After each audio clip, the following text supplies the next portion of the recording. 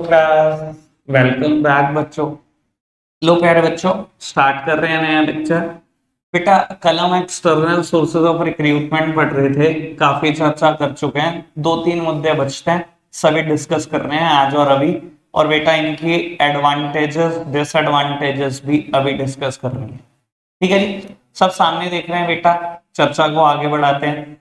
बेटा एक टर्म आती है एम्प्लॉयमेंट एक्सचेंज। बस बेटा बिल्कुल चुप हो जाओ। बेटा एक्सटर्नल सोर्सेज ऑफ रिक्रूटमेंट में एक टर्म आती है एम्प्लॉयमेंट एक्सचेंज। ऐसा हो सकता है बेटा 5-10 मिनट की और डिस्टर्बेंस हो भी बैठ चलते चलते, मुझे रोकनी पड़े क्लास में, थोड़ा स्पीड पर चलने दो। बेटा एम्प्लॉयमेंट एक्सचेंज क्या होती है? बेटा इंडिया में सबसे पहली बात, जितनी भी एम्प्लॉयमेंट एक्सचेंज है सब गवर्नमेंट रेगुलेटेड है। मतलब गवर्नमेंट की रेगुलेशन में चलती हैं, या कह लो आप गवर्नमेंट ऑपरेटेड है। होती क्या है बेटा, इनका फंक्शन बेटा बिल्कुल वैसे ही है जैसे मैरिज ब्यूरो वालों का फंक्शन है। मैरिज ब्यूरो वाले क्या करते हैं? मेल्स का डेटा रखते हैं, फीमेल्स का डेटा रखते हैं, मैच मेकिंग करते हैं, दोनों तरफ से कमीशन। ठीक है ना, शादी करा दी, आ जा भाई, तुझसे 21,000, तुझसे 11,000, जो जहां कहीं भी बात बन जाए। ठीक है ना। एम्प्लॉयमेंट एक्सचेंज भी बेटा यही करती है, डेटा रखती है जॉब सीकर्स का भी और एम्प्लॉयर्स का भी। एम्प्लॉयर्स का भी, जिस इंसान को जॉब की जरूरत है वो एम्प्लॉयमेंट एक्सचेंज के पास जाता है, अपना सभी डेटा लेकर आता है। कहां से उसने पढ़ाई करी, क्या क्वालिफिकेशन है, कितना एक्सपीरियंस है, पूरा का पूरा बेटा, अपना पर्सनल डेटा भी, और बेटा जितना भी रिज्यूमे है वो सारा डेटा भी देकर आता है, क्वालिफिकेशन से रिलेटेड, एक्सपीरियंस से रिलेटेड। ठीक है जी। और बेटा क्या करते हैं एम्प्लॉयमेंट एक्सचेंज? मैच मेकिंग, जैसे मैरिज ब्यूरो वाले करते हैं। बेटा एम्प्लॉयर्स को जैसे ही किसी भी पोस्ट पर किसी भी पर्सन की जरूरत होती है, एम्प्लॉयर्स इनको कांटेक्ट करते हैं। और ये क्या करते हैं? अपने डेटाबेस में चेक करते हैं कौन कौन एलिजिबल है उस जॉब के लिए। जैसे ही मैच मेकिंग हो जाती है बेटा, दोनों पार्टी से कमीशन। ठीक है ना। जनरली बेटा एम्प्लॉयर से ये लमसम अमाउंट चार्ज करते हैं। जैसे कि बेटा एम्प्लॉयमेंट एक्सचेंज है, इन्फोसिस कंपनी के पास पहुंच गई, क्या आपको जितने भी सॉफ्टवेयर इंजीनियर चाहिए या कंप्यूटर रिलेटेड फील्ड के जितने भी पर्सनल चाहिए, हम आपकी सभी रिक्वायरमेंट पूरी करेंगे, हम एक लमसम अमाउंट दे दो हर साल। आपको कोई वैकेंसी एडवर्टाइज नहीं करनी, कभी न्यूज़पेपर में ऐड नहीं डालना, कभी वेब पब्लिशिंग का सहारा नहीं लेना, किसी प्लेटफॉर्म की फी नहीं देनी, बस हमें बता दो, हम देंगे आपको पर्सन, आप इंटरव्यू कंडक्ट करना, आप उनसे इंटरव्यू लेना, सिलेक्शन टेस्ट लेना और उनका सिलेक्शन करना। बस हमें रिक्वायरमेंट बतानी होगी आप।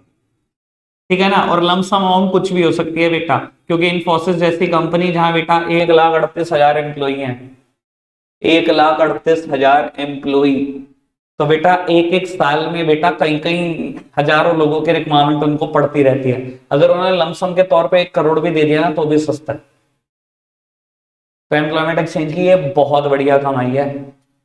करोड़ रुपए ले लिया एम्प्लॉयर से, और एम्प्लॉई से क्या चार्ज करते हैं? उनकी फर्स्ट मंथ की सैलरी। मान लो एक एम्प्लॉय की इनके थ्रू जॉब लगी, 9 लाख का पैकेज लगा, तो बेटा एक महीने की सैलरी 75,000, तो बेटा 75,000 पहले महीने के 75,000 एम्प्लॉयमेंट एक्सचेंज ले ली। समझ में आ रहा है बेटा एम्प्लॉयमेंट एक्सचेंज कैसे काम करती है? क्लियर है सारी बात? बढ़ जाएगा बेटा। जैसे एम्प्लॉयमेंट एक्सचेंज है, ये तो गवर्नमेंट ऑन्ड है, गवर्नमेंट रेगुलेटेड है। एक और टर्म भी आती है बेटा, placement agencies and management consultant. बेटा प्लेसमेंट एजेंसीज मतलब बेटा ये प्राइवेट प्लेसमेंट एजेंसीज है। ये क्या है एम्प्लॉयमेंट एक्सचेंज? ये भी तो प्लेसमेंट एजेंसी है, इसका नाम एम्प्लॉयमेंट एक्सचेंज दिया गया। बेटा ये प्राइवेट प्लेसमेंट एजेंसीज हैं, या गवर्नमेंट की रेगुलेशन नहीं है, ये गवर्नमेंट ऑपरेटेड नहीं है, ये प्राइवेट इंडिविजुअल ओन करके बैठे हुए। ठीक है ना। और बेटा ये कैसे कमाते हैं? ये भी वैसे ही कमाते हैं बेटा जैसा एम्प्लॉयमेंट एक्सचेंज कमाती है, सेम फंक्शनिंग है, कोई अंतर नहीं है एज पर फंक्शनिंग। ठीक है ना। मैंने आपको पिछली बार भी एग्जांपल दिया था, मैं भी बता देता हूँ बेटा, हमारे शहर में भी बहुत सारी प्राइवेट प्लेसमेंट एजेंसीज। ठीक है ना। और मेरे पास भी आते रहते हैं, लगभग हर महीने फोन आता है। ठीक है ना। प्लेसमेंट एजेंसी से फोन आएगा, सर मैं डैश डैश प्लेसमेंट एजेंसी से बोल रहा हूँ या बोल रही हूँ। ठीक है ना। आपके यहाँ पर पता नहीं कहां से डेटा निकालते हैं भाई, आपके यहाँ किसी अकाउंटेंट की रिक्वायरमेंट है, सीधा इसको पहले पता है कि हम सी है। मैंने कहा है 2-4 की रिक्वायरमेंट है, भेज दें सर हम, इंटरव्यू कंडक्ट कर लो आप उनका, 10 भेज देते हैं। जो 3 4 2 जितने सिलेक्शन करने कर लेना, ठीक है ना बेटा। वो हमसे पैसे नहीं मांग पाते कायदे से, तो बेटा एम्प्लॉयमेंट एक्सचेंज दोनों से लेते। क्यों? क्योंकि बेटा ज्यादा हम इन्फ्लुएंशियल पोजीशन में हैं, हम मना भी कर देते हैं गुस्से में आगे, हमें नहीं चाहिए, हमारे पास बहुत है कैंडिडेट, तो वो उन्हें लगता है चलो कुछ ही कमा लो, हमसे नहीं मांगते। पर बेटा अगर जिस एम्प्लॉय का उन्होंने सिलेक्शन करा दिया, मान लो मैंने 2 अकाउंटेंट रख लिए उनके थ्रू, तो उनकी फर्स्ट मंथ की सैलरी तो खाई जाएगी। समझ में आ रहा है? ठीक है जी। अभी ना रॉयल एनफील्ड का शोरूम है, ठीक है ना, वेट अड्डे पे, तो एक पर्सन था मेरा नॉन, उसका वहां पर हुआ था सिलेक्शन कुछ, ठीक है ना, काम करता है, एम्प्लॉय बना हुआ है। तो मैंने उससे पूछा तू यहाँ पर कैसे आया, तो बोल रहा था किसी प्लेसमेंट एजेंसी ने उसको यहाँ पर रिक्रूट करा है। तो ये भी आइडिया लगता रहता है कि चल क्या रहा है मार्केट। समझ में आ रहा है बेटा? प्राइवेट प्लेसमेंट एजेंसीज बेटा इनकी फंक्शनिंग में कोई अंतर नहीं है, एज पर फंक्शन तो नहीं है, बस ये गवर्नमेंट ओन्ड, गवर्नमेंट रेगुलेटेड होती है, ये प्राइवेट ओन्ड है, ठीक है जी। अब रही बेटा यहाँ पर एक और चर्चा है मैनेजमेंट कंसल्टेंट की। बेटा ये रिक्रूटमेंट थ्रू प्रोफेशनल बॉडीज।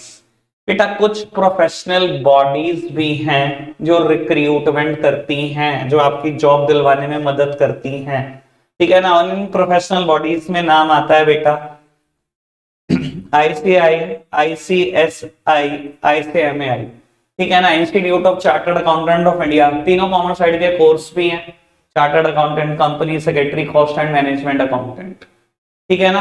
ये इंस्टीट्यूट, ये इंडिया, इंस्टीट्यूट इंडिया, सब में यही है कहानी, ठीक है ना जी। बेटा क्या ये भी जॉब दिलवाते हैं? दिलवाते हैं, ठीक है ना। और अगर आप नोट्स पढ़ोगे या एनसीईआरटी पढ़ोगे तो इसमें लिखा हुआ है ये अपनी सर्विस की फीस भी लेते हैं। पर मैं आपको क्लियर कर देता हूं बेटा, ये इस सर्विस की कोई फी नहीं लेते हुए, ठीक है ना। तुम्हारे सामने भी ये शख्स खड़ा हुआ है, ठीक है ना, हमें भी बहुत आइडिया सीए का, कोई फीस नहीं होती इस चीज की, ठीक है। मैं आपको बता देता हूँ रिक्रूटमेंट होती कैसे, ये रिक्रूटमेंट कैसे कराते हैं। अब वो सीए फाइनल साल में 2 बार पेपर होते हैं, 2 बार रिजल्ट आएगा, बहुत सारे लोग सीए बनेंगे, बहुत सारे लोग रह भी जाएंगे।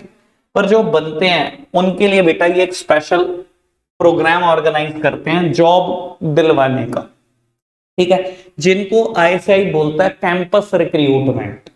ऑल्दो आईसीआई का कोई कैंपस नहीं है, कैंपस कॉलेजेस यूनिवर्सिटीज के होते हैं, ऑल्दो कैंपस नहीं है, पर इसको बोलते हैं, इसको नाम देते हैं ये कैंपस रिक्रूटमेंट, कि हम अपने कैंपस से रिक्रूटमेंट दिलवा रहे हैं। अब सर सबसे अच्छी बात क्या है इन इंस्टीट्यूट की? बेटा पूरे ऑल ओवर इंडिया आईसीआई सिर्फ एक है, सिर्फ एक, बाकी सब उसकी ब्रांचेस हैं। अगर मैं कहूं सहारनपुर में ब्रांच है, दिल्ली में है, बेंगलोर में है, ब्रांचेस हैं, आईसीआई तो एक ही है। अब भाई किसी भी कंपनी को सीए की जरूरत हो, पर आपको पता है हर कंपनी को ही है, सर सीए कौन देगा? एक इंस्टीट्यूट है जो देगा, आईसीआई देगा।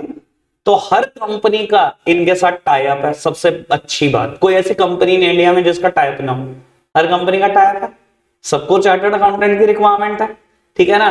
बेटा जैसे ही रिजल्ट आया, मान लो all over India 10,000 chartered accountant बने, पर कंपनीज का डेटाबेस लाखों में है।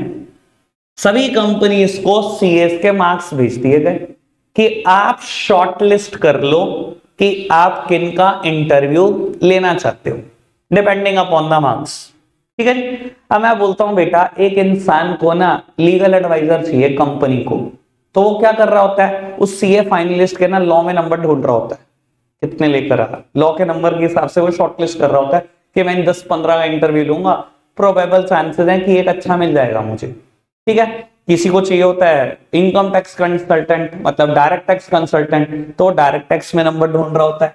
किसी को चाहिए होता है जीएसटी का कंसल्टेंट, तो वो इनडायरेक्ट टैक्स में नंबर ढूंढ रहा होता है। किसी को इंटरनल ऑडिट कराना है तो ऑडिट में मार्क्स ढूंढ रहा है। किसी को अकाउंटिंग हेड चाहिए तो अकाउंट्स में नंबर ढूंढ रहा है। फाइनल में सारी सब्जेक्ट है जिनके मैं नाम ले रहा हूँ आपके साथ, ठीक है जी। तो हर कंपनी ने शॉर्टलिस्ट कर लिया कि वो किस किस का इंटरव्यू लेगी, ठीक है। पहले कंपनी ने शॉर्टलिस्ट कर लिया, अब सीएस को एक मौका दिया जाता है कि अगर आपको 3 से ज्यादा कंपनी ने शॉर्टलिस्ट किया है तो अब आप उनमें से 3 कंपनियों को शॉर्टलिस्ट कर दो, बाकी को रिजेक्ट कर दो कि मैं यहां इंटरव्यू नहीं दूंगा।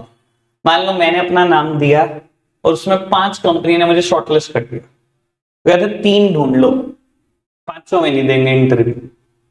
मैंने पूछा जी क्यों, ऐसा क्यों नहीं करने दोगे, 500 में क्यों नहीं देने दोगे? तो उसने कहा कि ऐसा हमें लगता है, आईसीआई ने कहा कि अगर हम आपको हर जगह पे मौका देंगे तो कुछ सीएस की जॉब पक्का चली जाएगी।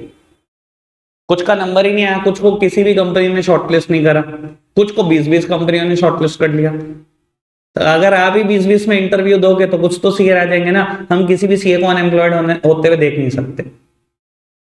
आयशा की फिलॉसफी बहुत अलग है, ठीक है ना जी। तो बेटा मैंने 3 कंपनी शॉर्टलिस्ट कर ली। ऐसे ही बेटा किसी भी सीए को 3 से ज्यादा कंपनी में ऑप्शन नहीं दिया गया कि वो इंटरव्यू दे। अब आप जाओ उन 3 कंपनी में इंटरव्यू दो, बेटा अगर सिलेक्शन हो गया तो बहुत अच्छी बात, नहीं हुआ ट्राई ऑफ कैंपस। अगर सिलेक्शन हो गया ठीक, कैंपस में हो गया ठीक, नहीं हुआ तो ट्राई करो ऑफ कैंपस। समझ आई बेटा बात? क्लियर है बाबू? इस सर्विस का कोई पैसा नहीं आईसीआई का, क्योंकि आईसीआई के पास सीए से कमाने के पूरी जिंदगी भर के ऑप्शन है, ठीक है जी। वो मैं भी डिस्कस करने नहीं चाहता, मैंने मेन बैच में कभी ना कभी बताया हुआ है, ठीक है जी। अब इसको लेट गो कर दो यहीं, मैं चाह नहीं रहा और ज्यादा डिटेल में एंट्री लूं इसकी, ठीक है। बढ़ जाए आगे बाबू। अब ये बात मैंने क्लियर कर दी, employment exchange, placement agencies and management consultant. साथ ही साथ बेटा लिंक कर देता हूं बात को, एक और हेडिंग आती है कैंपस रिक्रूटमेंट। कैंपस रिक्रूटमेंट लो बेटा सुनना। अब मैं आपको क्लियर करूं एक बार, देखो फर्स्ट और 3 में ला लो, ये दोनों यही हैं, सेकंड के बराबर है। देखो एम्प्लॉयमेंट एक्सचेंज प्लेसमेंट एजेंसी वाला ही काम करती है, पर ये गवर्नमेंट ओन गवर्नमेंट रेगुलेटेड है। ये प्राइवेट प्लेसमेंट एजेंसी है, इनके जैसा काम करती है। जैसे इंस्टीट्यूट प्रोफेशनल बॉडी, इसको कैंपस रिक्रूटमेंट बोलते हैं, जो मैंने बात डिफाइन करी। ये रहा कैंपस रिक्रूटमेंट जो कॉलेजेस और यूनिवर्सिटी का होता है। सर कैंपस रिक्रूटमेंट किसका होता है? कॉलेजेस और यूनिवर्सिटी का। और आज की तारीख में बेटा जब बच्चा 12th के बाद एडमिशन लेना चाहता है ना किसी यूनिवर्सिटी में, किसी कॉलेज में, तो सबसे पहले बेटा उसका ध्यान कैंपस पे ही जाता है।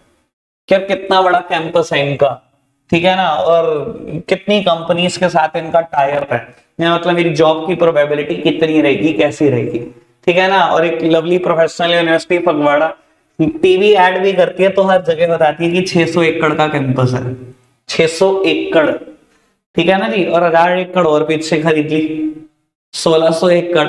और आपको आइडिया भी नहीं होगा, लवली एक हलवाई था फगवाड़ा का, जो लवली प्रोफेशनल यूनिवर्सिटी है, जो लवली पर्सन था, ये मिठाई बेचता था। और इसने यूनिवर्सिटी शुरू कर दी, और कहा यूनिवर्सिटी का नाम पहुंचा दिया। मैं कहता हूँ 17-18 देश के बच्चे पढ़ने आते हैं पीयू में, मतलब हाल देखो। चलो खैर क्रेडिट भी बेटा, ये समझ में आ रहा है कि कैंपस यूनिवर्सिटीज का होता है, कॉलेज का होता है, ठीक है ना। बोलते चाहे आईसीआई भी इसको कैंपस रिक्रूटमेंट है, पर आईसीआई की ना ज्यादातर ब्रांचेस इस कमरे जितनी है, बस इतनी ब्रांचेस है, वो पढ़ाते थोड़ी है वहां पर। उन्होंने क्या करना है, स्टडी मटेरियल रखना है, छोटे मोटे ट्रेनिंग प्रोग्राम ऑर्गेनाइज करने हैं, दैट्स इट। इससे बड़ी ब्रांच का करना क्या? समझ में आ रही है? कैंपस हमेशा कॉलेजेस यूनिवर्सिटीज का होता है, प्रोफेशनल बॉडीज के कैंपस नहीं मिलेंगे आपको। 100-200 गज में होंगे कहीं ऑफिस, कहीं ब्रांचेस उनकी। समझ में आ रही है इतनी बात? अच्छा बेटा ये कैसे जॉब दिलवाते हैं? बेटा इनका भी टाइप्स होता है अच्छी अच्छी कंपनीज के साथ। 100-150 कंपनी का टाइप है किसी यूनिवर्सिटी के साथ, ठीक है ना। 100-150 कंपनी का टाइप है किसी और यूनिवर्सिटी के साथ। और हर साल बेटा फरवरी मंथ में कंपनीज आती हैं उस कॉलेज और यूनिवर्सिटी के कैंपस में, ठीक है ना। और अगर आपने 3 इडियट मूवी देखी हो तो जो दिखाया गया बिल्कुल प्रैक्टिकल रियलिटी है। Before the completion of degree आपके हाथ में जॉब होती है। मान लो मैं आपको बोलता हूं बेटा you are pursuing BA LLB, ठीक है। बीए एलएलबी अगर आप इंटीग्रेटेड कोर्स कर रहे हो तो 5 साल का है। अलग अलग करोगे तो बीए भी 3 साल की है और एलएलबी भी 3 साल की है, दोनों ग्रेजुएट डिग्री है, ठीक है। लेकिन इंटीग्रेटेड करोगे, इकट्ठे करोगे तो 5 साल की है। 5 साल में 10 सेमेस्टर हैं आपके पास। मान लो अभी आप 2024 मई में आपका रिजल्ट आता है, आप क्लियर कर जाते हो, आपने परस्यू करा बीए एलएलबी, तो आपका पहला सेमेस्टर होगा दिसंबर 2024 में, अगला होगा बेटा मई 25 में, फिर दिसंबर 25, फिर मई 26, ऐसे 10 सेमेस्टर होंगे। आखिरी सेमेस्टर आपका डी होगा मई में, ठीक है जी। आपको बता देता हूं आप 9 सेमेस्टर दे चुके हो, 10th वन ड्यू है मई में, और फरवरी मंथ में कंपनी आ गई। आपकी अभी पूरी नहीं हुई भी एलएलबी, 3 महीने बचे हैं, पर फरवरी मंथ में कंपनी आ जाती है, लगभग सभी कैंपस में आ जाती है, सभी यूनिवर्सिटीज में आ जाती है। वो क्या करती है बेटा, उन्हें चाहिए एक फ्रेश टैलेंट, एक यंग ब्लड, कि अभी क्वालिफाई हुआ, अभी उठा के ले जाए स्कूल, यंग ब्लड चाहिए हमें तो, ठीक है ना यार। यंग ब्लड के ना फायदे बहुत हैं, क्योंकि यंग ब्लड जब आता है ना, ऑर्गेनाइजेशन का माहौल बदल के रख देता है। एक तो काम करने की नीयत होती है शुरू शुरू में बहुत ज्यादा होती है, ठीक है ना, तो वो क्या करता है, खुद तो काम ज्यादा करता है, दूसरे उसको देख के और सड़ते हैं, वो उससे ज्यादा करना चाहते हैं। दूसरी बात, वो आएगा मॉडर्न आइडियाज लेकर आएगा और हिला के रख देगा सारी ऑर्गेनाइजेशन को। तो यंग ब्लड बहुत सारी कंपनीज को चाहिए। वो फरवरी मंथ में आती हैं, वहीं पर बेटा इंटरव्यू कंडक्ट करती हैं, वहीं पर टेस्ट कंडक्ट करती हैं।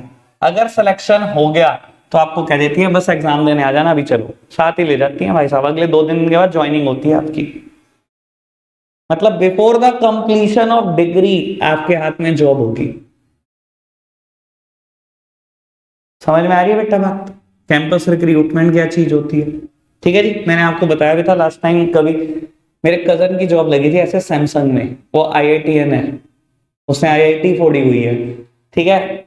8 राउंड थे, सुबह शाम पेपर थे। सुबह वो एक टेस्ट कंडक्ट करते थे, उसका रिजल्ट शाम को लगता था, जो पास होते थे वो शाम को देते थे टेस्ट, शाम का रिजल्ट सुबह लगता था, जो पास होते थे वो देते थे। 8 टेस्ट थे 4 दिन में, उसके 7 क्लियर जब हो गए थे तो उसने घर कॉल करी थी कि अब बस 5-7 बच्चे बचते हैं, किसी एक ने सैमसंग में जॉब करनी है, उसका सिलेक्शन हो गया था सैमसंग में, ठीक है ना। वो 6 महीने इंडिया रहता है, 6 महीने कोरिया रहता है, ठीक है। तो कैंपस रिक्रूटमेंट के बहुत फायदे हैं। सबसे आसानी से जॉब कहीं लग सकती है तो सर डिग्री से पहले ही लग सकती है मेरा ख्याल, और कोई ऐसी चीज नहीं है जो डिग्री से पहले जॉब दे दे आप। क्लियर है बेटा बात, समझ में आती है? मैंने बेटा सभी मुद्दों पर चर्चा कर दी, शायद जितने भी थे, ठीक है ना, एक्सटर्नल सोर्स ऑफ रिक्रूटमेंट में। बाकी बेटा चर्चाएं कल कर चुका हूं 7, ठीक है जी, कोई भी छोड़ा तो नहीं, देख लो। बाकी मैंने 7 मुद्दों पे चर्चा कल कर दी थी, 3 आज कर दी। अब बेटा मेरिट और डीमेरिट की बात करते हैं। मेरिट डीमेरिट बेटा दोनों की करनी है आज और अभी, इंटरनल सोर्सेस की भी और एक्सटर्नल की भी, ठीक है जी।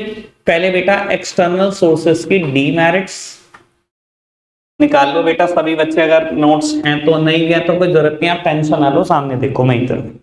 बेटा सबसे पहली डीमेरिट है डिससैटिस्फैक्शन अमंग एग्जिस्टिंग स्टाफ। देखो बेटा एक्सटर्नल सोर्सेज दिमाग में तो है क्या होते हैं, मेरी ऑर्गेनाइजेशन में वैकेंसी निकली है, मैंने ऑर्गेनाइजेशन के अंदर से किसी का प्रमोशन ट्रांसफर नहीं करा, मैं ऑर्गेनाइजेशन के बाहर गया, बंदा ढूंढ कर ले आया, ये एक्सटर्नल सोर्सेज है, ठीक है भाई। पहली डीमेरिट्स, पहली लिमिटेशन क्या, डिससैटिस्फैक्शन अमंग एग्जिस्टिंग स्टाफ। बेटा अगर आप एक्सटर्नल सोर्सेज ऑफ रिक्रूटमेंट के रास्ते से जाते हो तो आपका स्टाफ आपसे डिससेटिस्फाई हो जाता है। ऐसा क्यों? मैं कहता हूं बेटा एक इंसान ना वाइस प्रिंसिपल है आपकी ऑर्गेनाइजेशन में, ठीक है जी, और बेटा वो वाइस प्रिंसिपल बने आज एट द एज ऑफ 40, और जो प्रिंसिपल है वो 45 का है, ठीक है जी। अब वाइस प्रिंसिपल निगाह लगा के बैठा, भाई ये रिटायर होगा 15 साल बाद, 15 साल बाद मैंने प्रिंसिपल बनना है, ठीक है ना, और 15 साल से वो लॉयलिटी से सर्व कर रहा है ऑर्गेनाइजेशन को।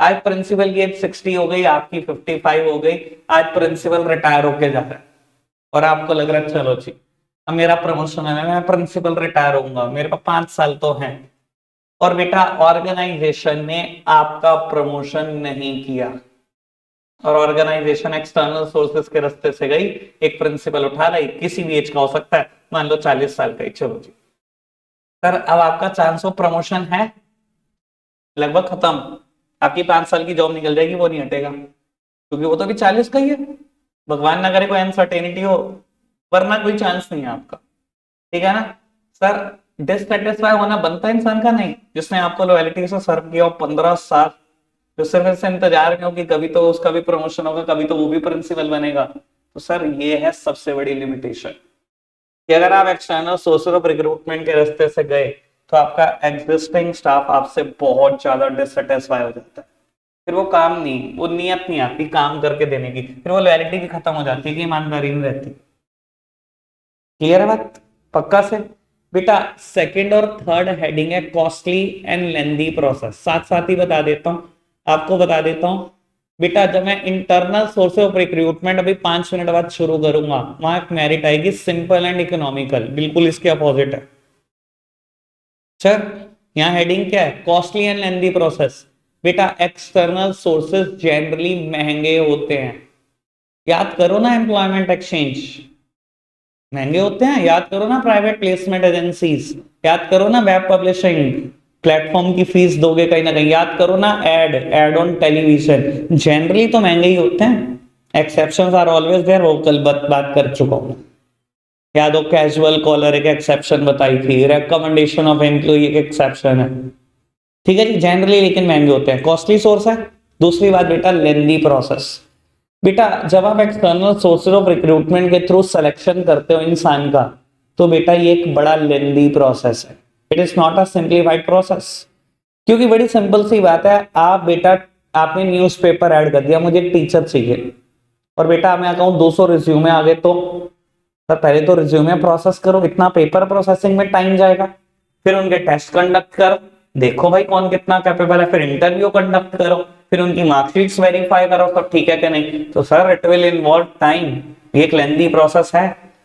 और मैं बोलूं बेटा इंटरनल सोर्सेज होते तो 9-10 टीचर पहले ही एसएसटी पढ़ा रहा है, कल से आपने कहना 11th इकोनॉमिक्स पढ़ा, उसका कौन सा पेपर प्रोसेस करना है, क्या इंटरव्यू कंडक्ट करोगे, क्या टेस्ट, कुछ भी नहीं। तो sir internal sources are simple, कुछ नहीं करना। External sources involve a lengthy process. Clear है बेटा बात? तीनों limitation done. Dissatisfaction among existing staff, costly process, lengthy process, तीन ही है, ठीक है जी। अब आ जाओ इसकी मेरिट्स पर। बेटा मेरिट्स में सबसे 4th नंबर, सबसे लास्ट नंबर की हेडिंग होगी कॉम्पिटिटिव स्पिरिट। इस हेडिंग को लिखने के 2 तरीके हैं, जैसे आपको अच्छा लगे वैसे लिख देना, मैं दोनों बता देता हूँ। इधर देखना बेटा, अगर आप एक्सटर्नल सोर्सेज ऑफ रिक्रूटमेंट के रास्ते से गए और आप बाहर से एक टीचर उठा के ले आए कि चल तू कल से 11th-12th पढ़ा, एक तो कॉम्पिटिटिव की बात ये हो सकती है बेटा कि नया टीचर है वो मेहनत करना चाहता है आपके एस्टेब्लिशमेंट में टिक जाए, आपकी ऑर्गेनाइजेशन में टिक जाए, ठीक है ना। और बेटा बाकी टीचर सड़ते हैं, मेरा प्रमोशन होना था इसकी वजह से नहीं हुआ, वो मेहनत करता है, आप उससे ज्यादा मेहनत करते हो, आप कहते हो मैं दिखाता हूं कहां से इसको अपॉइंट कर लिया, आप उससे ज्यादा मेहनत करते हो। सर मजे ऑर्गेनाइजेशन लेती है, करो कंपटीशन, 2 लोग कंपटीशन करेंगे, मजा ऑर्गेनाइजेशन का, आप भी मेहनत करोगे, दूसरा उससे ज्यादा करेगा, तीसरा उससे ज्यादा करो।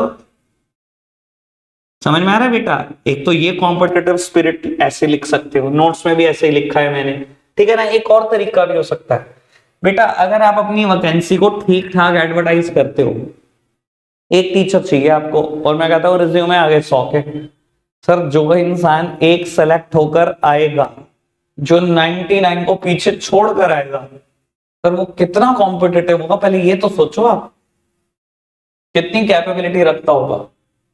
चाहे आप ऐसे लिख सकते हो हेडिंग को।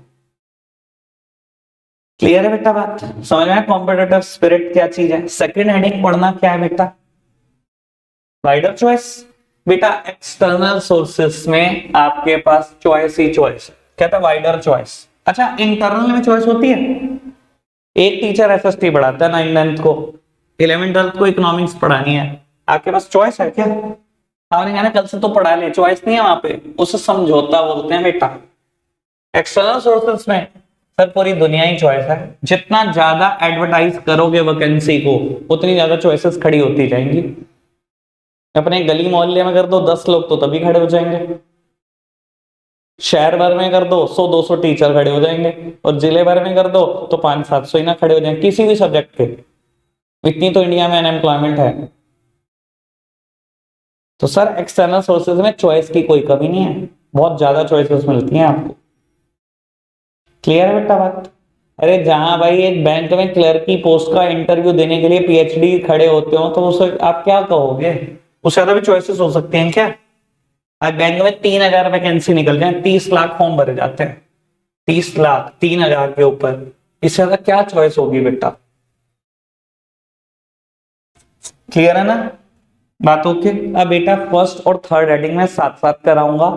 फर्स्ट हेडिंग लिखी हुई है क्वालिफाइड पर्सोनल और थर्ड लिखी हुई है फ्रेश टैलेंट। बेटा फर्स्ट हेडिंग का नाम मैंने थोड़ा सा ठीक करा दिया था, मैं चाहता हूं आपसे आप पेपर में लिखो लेटेस्ट क्वालिफाइड पर्सोनल।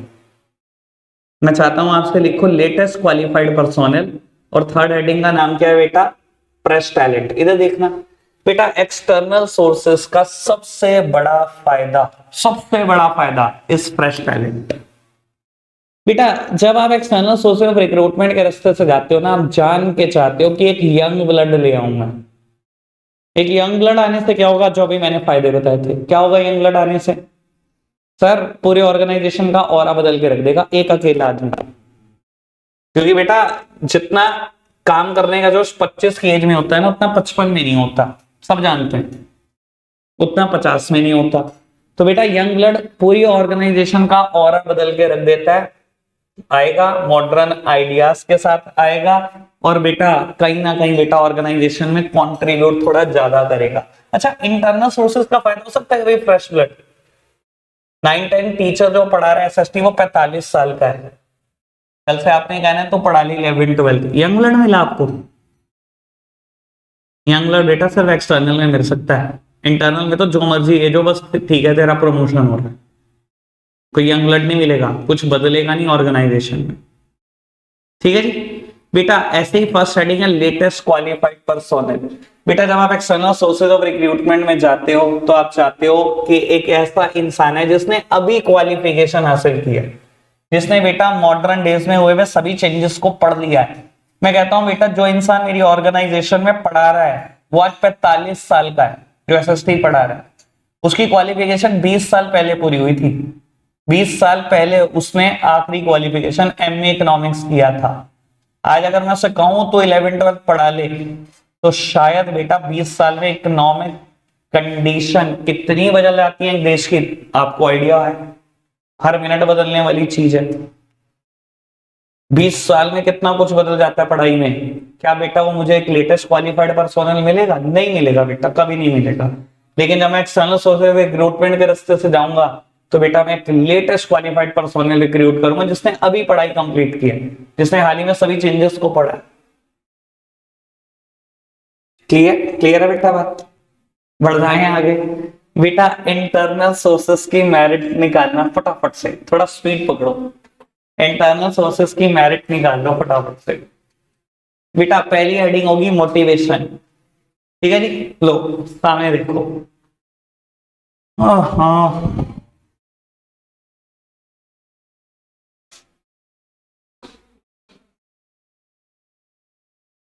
लो बेटा, बाबू आपको बता देता हूं ज्यादातर ऑर्गेनाइजेशन में क्या होता है।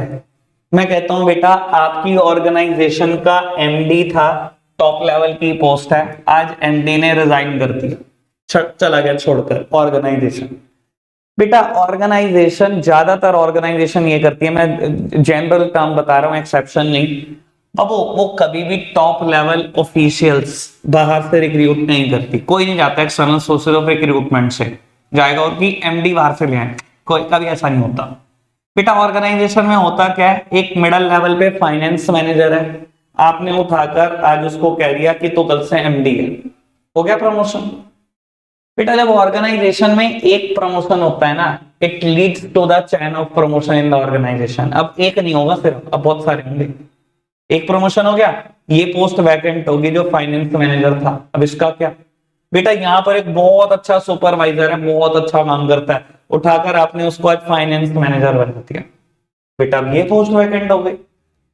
एक बहुत अच्छा वर्कर है, उसको उठाकर आज आपने सुपरवाइजर बना दिया, ये पोस्ट वैकेंट हो गई, कोई नहीं, वर्कर बाद से बहुत मिल जाएंगे, वर्कर ले। तो ऑर्गेनाइजेशन ये करती है, कभी भी बेटा बहुत बड़ी पोस्ट एक्सटर्नल सोशल रिक्रूटमेंट से फिल नहीं होती, हमेशा बहुत छोटी पोस्ट फिल होती है, बाकी सब तो प्रमोशन होते हैं, एक के बाद एक प्रमोशन।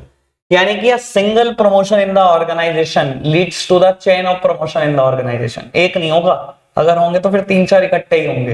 बाबू मोटिवेशन है कि नहीं है यार, बताओ।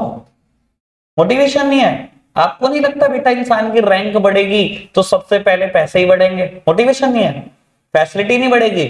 कल तक मिडिल लेवल पे थे, सारे मैनेजर एक कैबिन में बैठते थे, आज आपका पर्सनल कैबिन है। जब मिडिल लेवल पे थे तो बेटा कूलर चलता था उस कैबिन में, अब एसी चलता है। पहले स्कूटर से आते थे, अब ऑर्गेनाइजेशन ने कार दे दी। अभी आप कह रहे हो मोटिवेशन नहीं है, मोटिवेशन तो है। क्लियर है बेटा, बात समझ में आई कैसे मोटिवेशन है? चलो जी आगे बढ़ाते हैं बात को। सेकंड हेडिंग क्या लिखी हुई है? सिंपल एंड इकोनॉमिकल, समझानी नहीं, ठीक है। एक्सटर्नल में क्या थी बेटा? कॉस्टली एंड लेंदी। यहाँ पे क्या है? सिंपल, सिंपल है। इकोनॉमिकल, पैसा नहीं लगता कुछ, ठीक है। थर्ड हेडिंग क्या? नो नीड ऑफ ट्रेनिंग, इसको सही कर लेना। No need of induction training, जिनके पास नोट्स अभी मिले हैं रिवीजन बैच में, उनको पास ठीक नहीं हुआ होगा, कर लेना। No need of induction training. बेटा इंडक्शन ट्रेनिंग का क्या मतलब होता है ये समझ लो एक बार। बेटा जब आप इंटरनल सोर्सेज ऑफ रिक्रूटमेंट के रास्ते से जाते हो तो उसका एक फायदा होता है कि इंडक्शन ट्रेनिंग नहीं देनी। Induction training simply means orientation. Staffing में सबसे पहले दिन मैंने स्टेप कराया था, ठीक है ना, आपको नहीं समझ में आया होगा क्योंकि ये मैंने सबसे पहले दिन कराया था, कल दूसरा दिन था चैप्टर का, ठीक है जी। मैं बता देता हूं ओरिएंटेशन क्या होता है। बेटा ओरिएंटेशन क्या होता है? जब मेरी ऑर्गेनाइजेशन में एक नया एम्प्लॉय आता है तो मैं उसको फैमिलियर करता हूं पूरी ऑर्गेनाइजेशन के साथ। कैसे फैमिलियर किया जाता है? बेटा एक प्रेजेंटेशन रूम है, उसमें ले जाते हैं, प्रेजेंटेशन चला देते हैं, बताते हैं कि ऑर्गेनाइजेशन कब बनी, किसने बनाई, कौन प्रमोटर था, क्या मिशन विजन ऑब्जेक्टिव है हमारा, क्या रूल्स रेगुलेशन है, आपका सुपीरियर कौन है, आपका सबऑर्डिनेट कौन है, किससे ऑर्डर लोगे, किसको ऑर्डर दोगे, किसके लिए रिस्पॉन्सिबल अकाउंटेबल, सब बता दो एक ही प्रेजेंटेशन में। हो गया फैमिलियर इंसान, सब कुछ बता दिया ऑर्गेनाइजेशन के बारे में, ठीक है। बेटा जब आप इंटरनल सोर्सेज ऑफ रिक्रूटमेंट के रास्ते से जाते हो तो इस ट्रेनिंग की कोई जरूरत नहीं पड़ती। पड़ेगी भी क्यों? एक इंसान 20 साल से आपकी ऑर्गेनाइजेशन में 9th-10th पढ़ा रहा है, आपने उसे कहा कल से तो 11th-12th पढ़ाइए, उसे फैमिलियर करोगे कि प्रिंसिपल कौन है? 20 साल से पढ़ा रहा है वो, उसे पता नहीं, या उसे ये बताओगे रूल्स रेगुलेशन क्या है? तो उसे सब पता है, तो उसे कोई ओरिएंटेशन की जरूरत नहीं है। क्लियर है बात? बढ़ जाए आगे। लास्ट हेडिंग लिखी हुई है बेटा ट्रांसफर फैसिलिटी, काट काट ठीक कर लेना। हेडिंग का नाम मैंने कराया था optimum utilization of human resources. Optimum utilization of human resources. बच्चे को मेरे नोट्स पढ़ते हैं, देखो हर बच्चे को है भैया के नोट्स मिलते हैं, भाई मेरे नोट्स सारे गलत हैं, देखो मैं ठीक करा रहा हूं, कुछ नहीं है मेरे नोट्स में। अहमियत उस चीज के जो मैं यहाँ बता रहा हूँ, अहमियत नोट्स की होती फिर तो भाई पता नहीं कोई क्या क्या कर लेता। लो मेरी तरफ देखना बाबू, आज आपकी ऑर्गेनाइजेशन बनी, फर्स्ट ईयर ऑफ ऑपरेशन है, ठीक है ना। और बेटा हुआ ऐसा कि आपने प्रोडक्शन डिपार्टमेंट में एम्प्लॉय रखे 50, मार्केटिंग में रखे 10, 5 रखे अकाउंट्स में, 2 रखे फाइनेंस में, सेल्स में रखे 3, ऐसे करके मैनेज किया हुआ, ठीक है जी। क्योंकि आपके दिमाग में घूम रहा है कि मैं 5 लाख यूनिट बना दूंगा, आपने 50 एम्प्लॉय रख लिए, ठीक है। जब आपने प्रोडक्ट बेचने शुरू करे तो आपके प्रोडक्ट की डिमांड ही नहीं आई, और बेटा आपके ऑपरेशन रुक गए, सिर्फ 15 एम्प्लॉय की जरूरत में भी काम हो जाता, सिर्फ 1.5 लाख यूनिट की डिमांड आई, 1.5 लाख ही बनी। और ज्यादातर बेटा फर्स्ट ईयर में ऐसी गलतियां होती हैं, हर ऑर्गेनाइजेशन से होती है, ये कोई नई बात नहीं है, ठीक है। आपसे गलती हुई, आपको लगा यार मैंने बहुत ज्यादा ही ओवर एस्टिमेट कर लिया था, अपने प्रोडक्ट को बेच नहीं पाया, सिर्फ 1.5 लाख यूनिट बनी। अब आपको लगा कि मैंने इतने लोगों को फ्री सैलरी दी है, 35 लोगों को, 15 लोगों का काम था। बेटा जब नेक्स्ट ईयर आएगा तो ट्रांसफर की ना एक बेनिफिट है, ट्रांसफर का एक बेनिफिट है बेटा optimum utilization of human resources, कि ये क्या करता है बेटा एम्प्लॉइज को ना ऑप्टिमली यूज कराता है। अब आपने क्या करा, ट्रांसफर की सोची बेटा, यहां से उठाए 30 स्टाफ और सबको पहुंचा दिया कि मार्केटिंग करो और कुछ नहीं करना, प्रोडक्ट की डिमांड क्रिएट करो बस पहले तो जाके, और सिर्फ 20 लोगों को प्रोडक्शन में रखा, ये एक्सपेक्ट करते हुए कि इस बार 2 लाख यूनिट से ज्यादा नहीं बिकेगी। सर एम्प्लॉय को निकालने से अच्छा तो ट्रांसफर है ना। ट्रांसफर करने से हुआ क्या, मेरा सारा का सारा स्टाफ ऑप्टिमली यूज हो गया, सारे के सारे ह्यूमन रिसोर्सेज ऑप्टिमली यूज हो गए, तो transfer has the merit of optimum utilization, ठीक है ना। ये स्पेसिफिकली मेरिट ट्रांसफर की है, तो इंटरनल सोर्सेज की भी हुई, इंटरनल में दोनों ही तो आते हैं, ट्रांसफर और प्रमोशन, ठीक है। ओके लिमिटेशंस निकाल लो फटाफट से। खत्म ही कर देते हैं। 4 है, चलो छोड़ो, कल कर देंगे, छोड़ो रहने दो। आज के लिए इतना ही रखते हैं प्यारे बच्चों, बाय बाय।